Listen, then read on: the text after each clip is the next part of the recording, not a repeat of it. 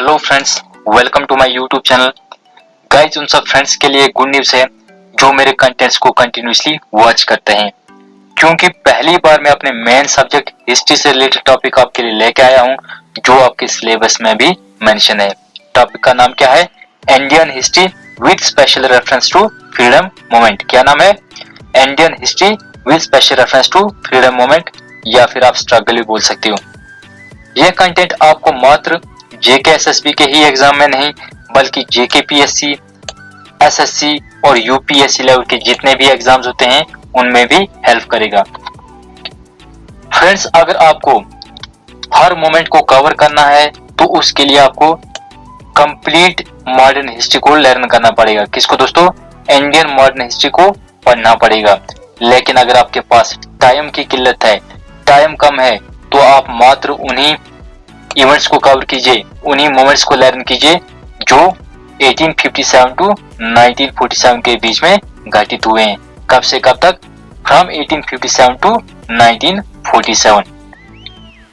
Guys, जो list national movements की आपकी डिस्प्ले पे शो हो रही है, अगर उसमें मैंने किसी भी राष्ट्रीय आंदोलन को लिखना मिस कर दिया है तो कमेंट सेक्शन में उसका नाम जरूर मेंशन करें। फ्रेंड्स, कैपिटल लेटर्स में आप देख रहे हो मोहनदास करमचंद गांधी का नाम। किसका नाम? महात्मा गांधी का नाम। आखिर यह नाम मैंने मेंशन क्यों किया है? फ्रेंड्स, राष्ट्रपिता महात्मा गांधी एक ऐसा पॉलिटिकल लीडर था जो 1915 में अपने पॉलिटिकल गुरु गोपाल कृष्ण गोखले के कहने पे रस्किन का सिद्धांत लर्न करके साउथ अफ्रीका से भारत आए। कब? 1915 में। किसके कहने पे? गोपाल कृष्ण गोखले के कहने पे, जो महात्मा गांधी के पॉलिटिकल गुरु थे। किसका सिद्धांत लर्न करके आए? तो रस्किन का सिद्धांत लर्न करके आए। कहां से? साउथ अफ्रीका से। उन्होंने भारत में आके भारत की आजादी के लिए बहुत ज्यादा आंदोलन आरंभ किए। बताया जाता है कि गांधी जी अगर एरन पैक्ट को साइन नहीं करते, कब? 1931 में, तो शायद भगत सिंह, राजगुरु और सुखदेव को फांसी नहीं होती। यह सब डिस्कशन हम बाद में करेंगे। पहले आते हैं अपने मेन टॉपिक पे, जिसको इस कंटेंट के माध्यम से हाईलाइट करने जा रहा हूँ।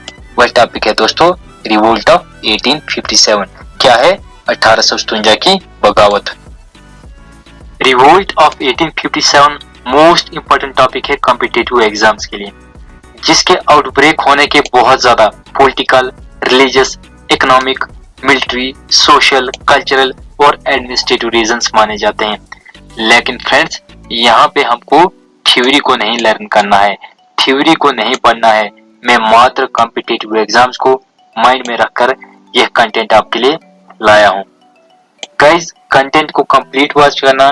अगर दिल से कंटेंट इंफॉर्मेटिव लगे, अच्छा लगे, तो लाइक करना, शेयर करना, सब्सक्राइब करना, वरना आप जानते हो आपको क्या करना है। So let's start the video. 1857 में जो बगावत हुई, किसके खिलाफ? ईस्ट इंडिया कंपनी के खिलाफ। उसका मेन या इमीडिएट काज ग्रेस्ट कार्टरेजेस को माना जाता है। किसको? ग्रेस्ट कार्टरेजेस को माना जाता है, जो एक रिलीजियस रीजन के साथ साथ मिलिट्री रीजन भी कंसिडर किया जाता है। गाइस, रिलीजियस रीजन के साथ साथ मिलिट्री काज भी कंसिडर किया जाता है। 1856 में मोस्ट इंपोर्टेंट डेट है।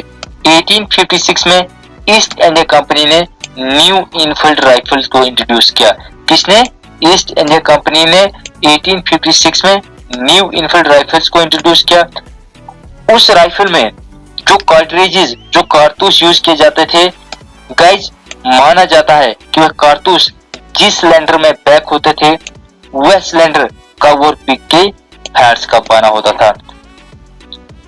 इन कार्ट्रिजेस को यूज करने का मैकेनिज्म क्या था? पहले उस सिलेंडर को बाइट करना पड़ता था और फिर गन में आप रिलोड कर सकते थे। गाइस, इसी मैकेनिज्म के कारण जो हिंदू मुस्लिम सोल्जर्स थे वह ईस्ट इंडिया कंपनी के अगेंस्ट हो गए। कौन? जो भी हिंदू मुस्लिम सिपाही थे वो किसके खिलाफ हो गए? ईस्ट इंडिया कंपनी के विरुद्ध हो गए।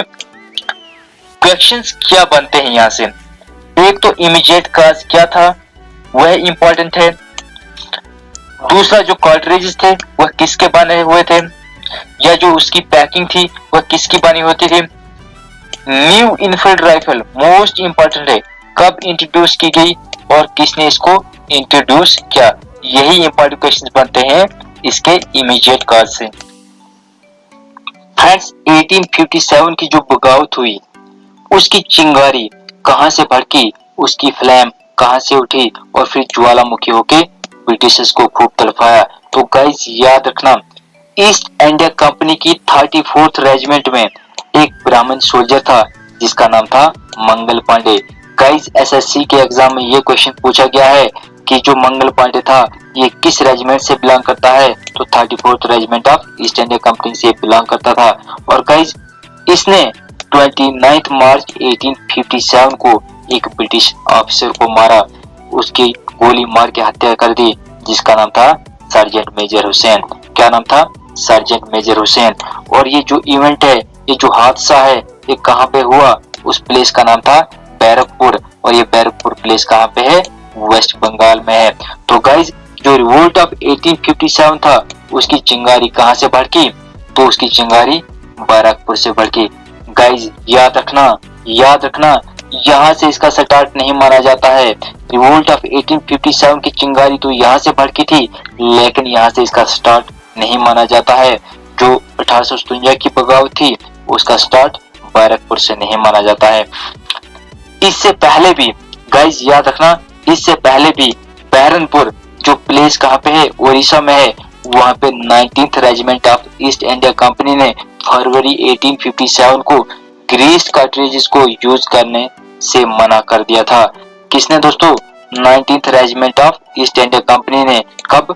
फरवरी 1857 को। और बाद में फिर गाइज याद रखना, बाद में फिर मई 1857 आउट की साउथ रेजिमेंट ने भी गाइज ग्रीस्ड कार्ट्रिजेस को यूज करने से मना किया था। आखिरकार गाइज क्वेश्चन रेज होता है कि आखिरकार यह जो रिवोल्ट था, यह जो बगावत थी, यह आरंभ कहां से हुई थी? तो गाइज डिस्कशन करते हैं इस पॉइंट पे भी। Where from revolt of 1857 started? तो आंसर क्या है? मेरठ। और ये प्लेस कहां पे है? उत्तर प्रदेश। लेकिन गाइज यहाँ से एक और क्वेश्चन रेज होता है, आखिरकार बगावत का आरंभ मेरठ को ही क्यों माना जाता है? बहरनपुर, बैरकपुर या फिर आउध को क्यों नहीं माना जाता? तो गाइज इसका रीजन भी मैं आपके साथ शेयर करता हूँ। ईस्ट इंडिया कंपनी में जो 3rd घुड़सवार रेजिमेंट थी, याद रखना, ईस्ट इंडिया कंपनी में जो 3rd घुड़सवार रेजिमेंट थी उसके 90 सोल्जर्स ने अप्रैल 24 1857 कब? अप्रैल 24 1857 को ब्रिटिश गवर्नमेंट के खिलाफ एक साथ बगावत की, जिसका रिजल्ट क्या होता है गाइस? मई 9, याद रखना, जिसका रिजल्ट क्या होता है? मई 9 को 85 सोल्जर्स को 10 साल के लिए बंद कर दिया जाता है। कितने साल के लिए दोस्तों? इस फिगर को याद रखना, 10 साल के लिए। और कब? मई 9 को। मई 9 को 10 साल के लिए सोल्जर्स को बंद कर दिया जाता है जेल में। लेकिन उसी के नेक्स्ट डे अर्थात मई 10 1857 कब? मई 10 1857 को क्या होता है? Large number of soldiers from different places of India came there and release all 85 soldiers. 85 soldiers को रिलीज किया जाता है बहुत सारे सोल्जर्स के माध्यम से जो डिफरेंट प्लेसेस से आते हैं भारत के, और उनके रास्ते पे जो भी ब्रिटिश ऑफिसर आता है उसको मार देते हैं गाइस, उसकी हत्या कर देते हैं और बगावत के बैनर भी रेज कर देते हैं। ये बात किस दिन की है? मई 10 1857 की है। और प्लेस कौन सी है दोस्तों? तो वो है मेरठ। और गाइस यहाँ से ही इसका क्या माना जाता है? आरंभ माना जाता है, क्योंकि पहली बार लार्ज नंबर ऑफ पीपल एक साथ इकट्ठे होके ब्रिटिशर्स के खिलाफ हुए थे। उस प्लेस का नाम था मेरठ। क्या नाम था? मेरठ। और गाइस ये किस डेट की बात है? तिथि क्या थी? ईयर क्या था? तो वो था मई 10 1857 और प्लेस थी Meerut.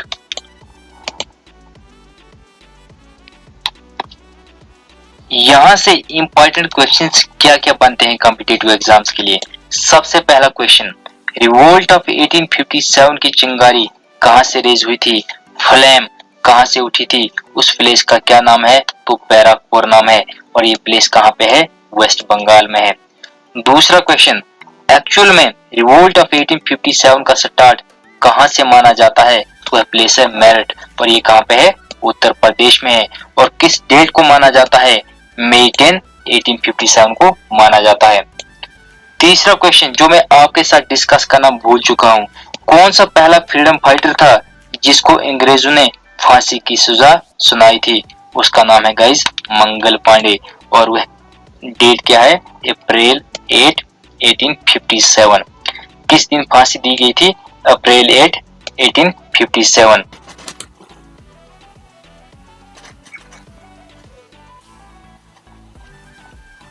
The rebellion of 1857 known by different names like Great Revolution, Indian Freedom Struggle, Sipahi Revolt, Religious War, War of Black and White, लेकिन जो मोस्ट इम्पोर्टेंट नाम है वह आपके सामने गाइस मेंशन है। सिपाही mutiny, title given by farmer British governor general named John Lawrence. किसने नाम दिया था, सिपाही म्यूटनी जॉन लॉरेंस ने दिया था। ग्रीस ने 1857 की बगावत को रिलीजियस वार कहा है, और British lieutenant general sir James Outram ने षड्यंत्र अर्थात कॉन्स्पिरेसी नाम दिया है। भारत के इतिहासकार विनायक दामोदर सावरकर ने 1857 की बगावत को फर्स्ट वॉर ऑफ इंडिपेंडेंस कहा है, और यह नाम किस बुक में मेंशन है, यह नाम उनकी book the Indian war of independence में मेंशन है। यह बुक ओरिजिनली किस लैंग्वेज में लिखी गई थी, मराठी लैंग्वेज में लिखी गई थी, जिसको 1909 में इंग्लिश लैंग्वेज में पब्लिश किया गया। अशोक मेहता ने इसे नेशनल स्ट्रगल कहा है, और भारत के प्रसिद्ध इतिहासकार रमेश चंद्र मजुमदार, जिसको पॉपुलरली आरसी मजुमदार के नाम से जाना जाता है, उसने 1857 की बगावत को अपनी book the history of freedom movement, क्या नाम था बुक का, the history of freedom movement में क्या कहा है, neither first nor national nor a war of independence. Most important है guys, neither first nor national nor a war of independence. यह नाम किसने दिया है, आरसी मजुमदार ने दिया है। किसको, 1857 की बगावत को।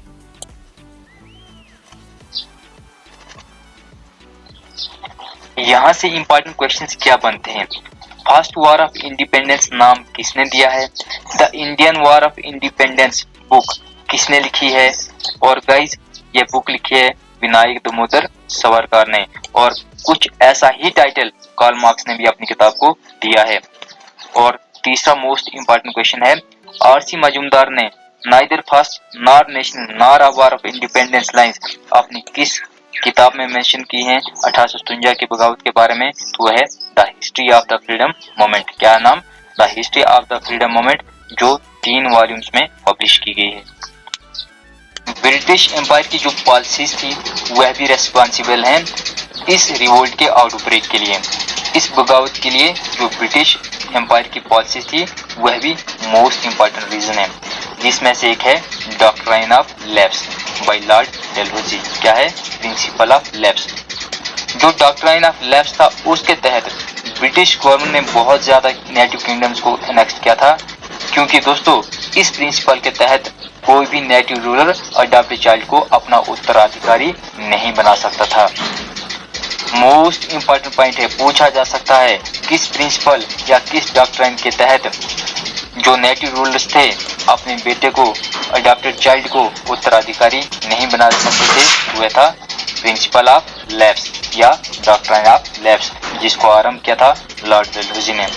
इस डॉक्ट्राइन के तहत 1848 में सतारा, जौनपुर और संबलपुर को 1849 में, और फिर 1854 में नागपुर और झांसी को कैप्चर किया था ब्रिटिश गवर्नमेंट ने। जो रिबेलियन मेरठ से आरंभ हुआ उसका प्रभाव झांसी, बिहार, कानपुर, दिल्ली, आसाम, अवध और बरेली जैसे स्थानों पर देखने को मिला। झांसी में कौन लीड कर रहा था, रानी लक्ष्मीबाई झांसी से लीड कर रही थी, जिसको मन्नू या फिर मणिकर्णिका के नाम से भी जाना जाता है। उनका जन्म वाराणसी के मणिकर्णिका घाट में हुआ था। कहाँ पे, मणिकर्णिका घाट में हुआ था। इसी कारण उनको मणिकर्णिका के नाम से भी जाना जाता है। झांसी में जो ब्रिटिश ऑफिसर मन्नू के अगेंस्ट था, या जो ब्रिटिश ऑफिसर लीड कर रहा था रानी लक्ष्मीबाई के अगेंस्ट, तो गाइस वह कौन था? जनरल ह्यूग्रोज था। और यही ग्वालियर से भी लीड कर रहा था मंगल पांडे के अगेंस्ट। याद रखना, मंगल पांडे के अगेंस्ट ग्वालियर से भी लीड कौन कर रहा था? जनरल ह्यूग्रोज ही कर रहा था। बिहार में क्रांति का सेंटर कहाँ था? जगदीशपुर था। याद रखना, बिहार में क्रांति का सेंटर जगदीशपुर था। और वहां से सबसे ओल्डेस्ट लीडर इस बगावत का, जिसका नाम था कुंवर सिंह, जो एक जमींदार था, जो एक लैंडलॉर्ड था, गाइस वह लीड कर रहा था इस बगावत को। और उसके अगेंस्ट कौन था? ब्रिटिश ऑफिसर, उसका नाम है विलियम टेलर। दिल्ली से रिवोल्ट ऑफ 1857 को कौन लीड कर रहा था? तो लास्ट मुगल इंपीरियर बहादुर शाह जफर, जिसको बहादुर शाह सेकंड के नाम से भी जाना जाता है। और ये मिल के लीड कर रहा था किससे? अपने जनरल बखत खान से। और इनके अगेंस्ट जो ब्रिटिश ऑफिसर था वह कौन था? जॉन निकोलसन था। कानपुर से कौन लीड कर रहा था? कानपुर से लीड कर रहा था adopted son of last Peshwa Bajirao second named Dhondu Pant. क्या नाम था? धांधु पंत, जिसको पॉपुलरली नाना साहिब के नाम से भी जाना जाता है। किस नाम से? नाना साहिब के नाम से भी जाना जाता है। ब्रिटिश की ओर से जो ऑफिसर बरेली से लीड कर रहा था वही कानपुर से भी लीड कर रहा था। नाम क्या था? कैंपबेल। जो प्लेसेस यहाँ पे मेंशन नहीं है उनकी भी डिस्कशन करते हैं नेक्स्ट स्लाइड में। पहले आपको बता दूं यहाँ से इंपॉर्टेंट क्वेश्चन क्या बनता है, क्या क्वेश्चन पूछा जा सकता है आने वाले एग्जाम में। प्लेस का नाम दिया जा सकता है, लीडिंग पर्सनैलिटी दी जा सकती है, और ब्रिटिश ऑफिसर का भी नाम दिया जा सकता है मैच करने के लिए। याद रखना, जैसे झांसी से कौन लीड कर रहा था? तो रानी लक्ष्मीबाई। दिल्ली से बहादुर शाह जफर, बिहार से कुंवर सिंह, और कानपुर से कौन लीड कर रहा था? नाना साहिब। इनको मैचिंग भी पूछी जा सकती है। झांसी में ब्रिटिश ऑफिसर कौन था? जनरल ह्यूग्रोज था। कानपुर में कैंपबेल, दिल्ली में निकोलसन, और बिहार से कौन लीड कर रहा था British officer? William Taylor. Matching पे क्वेश्चन आ सकता है आने वाले किसी भी कॉम्पिटिटिव एग्जाम में। फ्रेंड्स, जो नाम आरसी मजूमदार ने 1857 की बगावत को दिया है वह कहीं न कहीं परफेक्ट नाम है। उन्होंने क्या कहा है? Neither first nor national nor a war of independence. इसको मैं एक्सप्लेन करता हूँ गाइस। नाइदर फर्स्ट का मतलब क्या है? आरसी मजूमदार ने शिवाजी महाराज, महाराणा प्रताप, चंद्रगुप्त मौर्य जैसे योद्धाओं को नहीं बोला गाइस। नाइदर का फर्स्ट का मतलब यही है। नॉर नेशनल, क्या यह जो रिवोल्ट था पूरे भारत में था? नहीं गाइस, सारे भारतीय ब्रिटिश गवर्नमेंट के अगेंस्ट नहीं थे। और तीसरा क्या था? Nor a war of independence. Doctrine of lapse के तहत झांसी, कानपुर और आउध को कैप्चर किया था।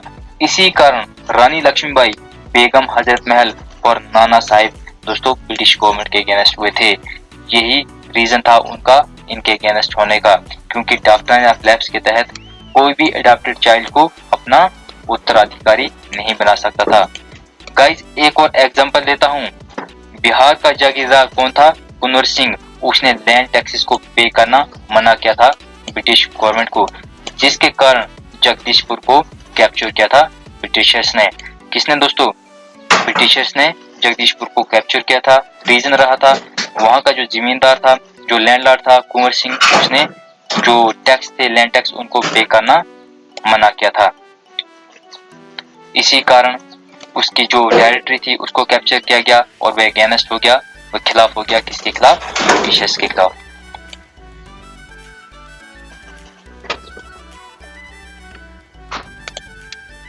फ्रेंड्स, अब मैं स्ट्रेट फॉरवर्ड चलूंगा, ज्यादा एक्सप्लेन नहीं करूंगा। 1856 में न्यू इनफिल्ड राइफल को इंट्रोड्यूस किया गया। किसने किया? ईस्ट इंडिया कंपनी ने किया, जिसमें ग्रीस्ड कार्ट्रिजेस का यूज किया जाता था। इस बगावत का सिंबल था lotus and chapati. Peel commission को क्यों बिठाया गया? आर्मी रीऑर्गेनाइजेशन के लिए इसको बिठाया गया, जिसमें गोरखाज, सिख्स और नेपालियों को जगह दी गई। रेशो क्या रखा गया 2:1, 2 भारतीय और 1 वेस्टर्न। जो भारतीय सोल्जर थे उनके पास तलवार दी गई और जो ब्रिटिश सोल्जर थे उनको गाइस क्या दी गया, गन दी गई। Thakur Kushal Singh of Auwa defeated the joint army of Jodhpur and British crown during this revolt. The leader of Assam was, कौन था आसाम का लीडर, दीवान मनीराम दत्ता था आसाम का लीडर। उर्दू पोइट मिर्जा गालिब ने इस बगावत को अपनी आंखों से देखा था। Sindhi dynasty of Gwalior supported the British during the revolt. जो सिंधी डायनेस्टी थी ग्वालियर की उसने किसको सपोर्ट किया था, ब्रिटिशर्स को सपोर्ट किया था। जो लास्ट गवर्नर जनरल और फर्स्ट वाइसराय ऑफ इंडिया था जिसका नाम था लॉर्ड कैनिंग, उसने इलाहाबाद को डिक्लेयर किया था एज ए इमरजेंसी हेडक्वार्टर, मतलब टेम्परेरी कैपिटल डिक्लेयर किया था किसको, इलाहाबाद को, इसी बगावत के दौरान। बेगम ऑफ हाउद और लखनऊ वाज हजरत महल, जिसको महकपरी के नाम से भी जाना जाता है, उसके अगेंस्ट कौन था, हेनरी लॉरेंस था। मंगल पांडे पहला फ्रीडम फाइटर था जिसको फांसी दी गई थी, कब, अप्रैल 8, 1857 को। Bareilly was under the leadership of Khan Bahadur Khan और उसके अगेंस्ट कौन था, कैंपबेल था। और कानपुर में भी कौन था, नाना साहिब के अगेंस्ट कैंपबेल ही था। इलाहाबाद एंड बनारस से कौन लीड कर रहा था, मौलवी लियाकत अली लीड कर रहा था और आंसर उसके अगेंस्ट में था। ग्वालियर से कौन लीड कर रहा था, तांतिया टोपे लीड कर रहा था और जनरल ह्यूग्रोज उसके अगेंस्ट था और रानी लक्ष्मीबाई के अगेंस्ट भी जनरल ह्यूग्रोज ही था। साहिब आलम बहादुर, यह टाइटल जनरल बखत खान को इस बगावत के दौरान किसने दिया था, बहादुर शाह ने दिया था। किसने, बहादुर शाह जफर ने दिया था। Policy of British empire was the most important cause of the revolt. जो पॉलिसीज थी ब्रिटिश एम्पायर की, ब्रिटिश गवर्नमेंट की, वह भी इसका रीजन रहा था इस रिवोल्ट के आउटब्रेक का। The largest number of soldiers participated in the struggle from out, कहां से इस मतलब पार्टिसिपेशन में, इस रिवोल्ट में कहां से पार्टिसिपेट किया था सबसे ज्यादा सोल्जर्स ने, तो आउट से किया था। मौलवी Ahmadullah Shah was the biggest enemy of British government. जो मौलवी अहमदुल्ला शाह था वह बिगेस्ट एनिमी था दोस्तों किसका, ब्रिटिश गवर्नमेंट का। ये कुछ रहे इंपॉर्टेंट क्वेश्चंस।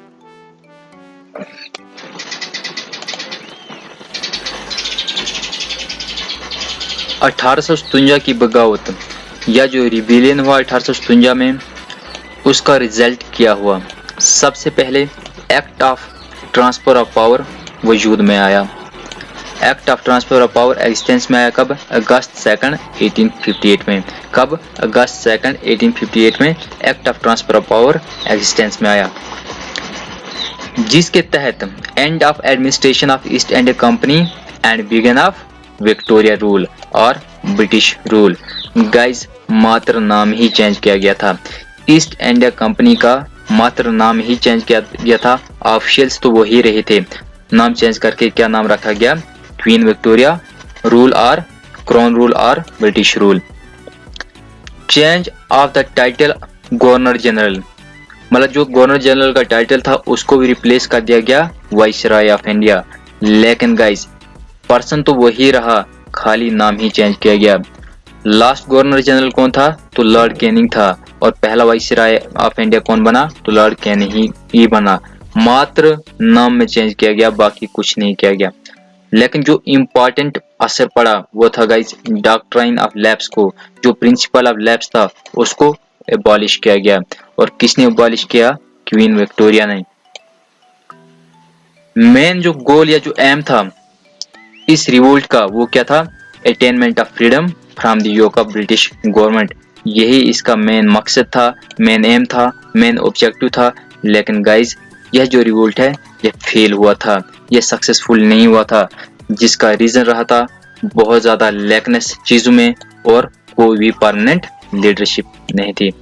गाइस जिसको भी ये कंटेंट इंफॉर्मेटिव लगा तो please do not miss to hit the like and subscribe button and also click on bell icon for upcoming video notifications. Thanks for watching. Jai Hind, Jai Bharat.